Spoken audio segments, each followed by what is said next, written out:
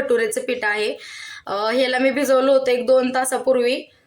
मैदा, त्याच्यामध्ये दही, थोडीशी साखर, मीठ असं मिक्स करून घेतलेले आहे त्याला। आपल्याला जेव्हा भटुरे बनवायचे असतात ना, त्याच्या अगोदर 2 तास हे पीठ मळून घ्यायचं, तेव्हा भटुरे छान मस्त मऊ असे भारे तयार होतात। तर हे पण आपण बनवून ठेवलेलं आहे। हॅलो फ्रेंड्स, तर आपण आता छान छोलेची भाजी बनवली होती, आता छान असे मस्त भटुरे बनवणार आहोत, छान यम्मी वाले। तर चला स्टार्ट करूया। तर छान असा भटुरा लाटून घेऊयात।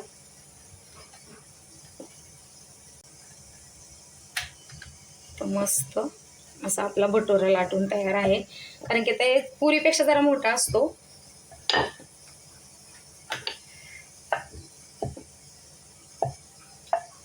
तर भटुरा ऑलरेडी लाटून तयार आहे, आता आपण तेल गरम करायला ठेवूया।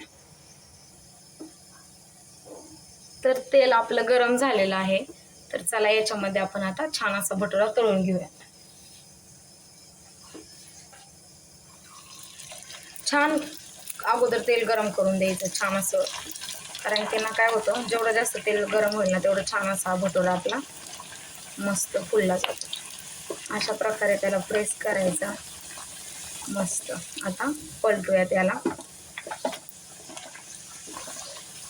यम्मी, पाहू शकता तुम्ही किती छान टम्म असा आपला भटुरा फुललेला आहे, एकदम भारी। छान ह्याला दोन्ही साईडने भाजून घ्यायचं परतून व्यवस्थित, आणि हा आपला भटुरा तयार आहे। तुम्ही पाहू शकता किती छान असा फुललेला आहे मस्त। आपण अजून एक तळून घेऊया।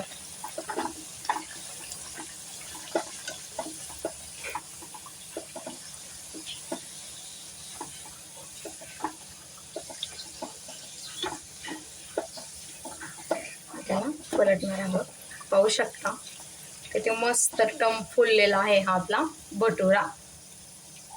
तर तयार आहेत आपले भटुरे।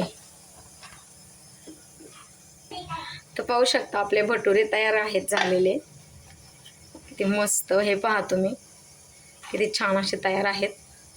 तर तुम्हाला माझी भटुऱ्यांची पण रेसिपी आवडली असेल तर माझ्या चॅनलला लाईक, शेअर आणि सबस्क्राईब करायला विसरू नका। पुन्हा भेटू एक छान रेसिपी घेऊन। थँक्यू।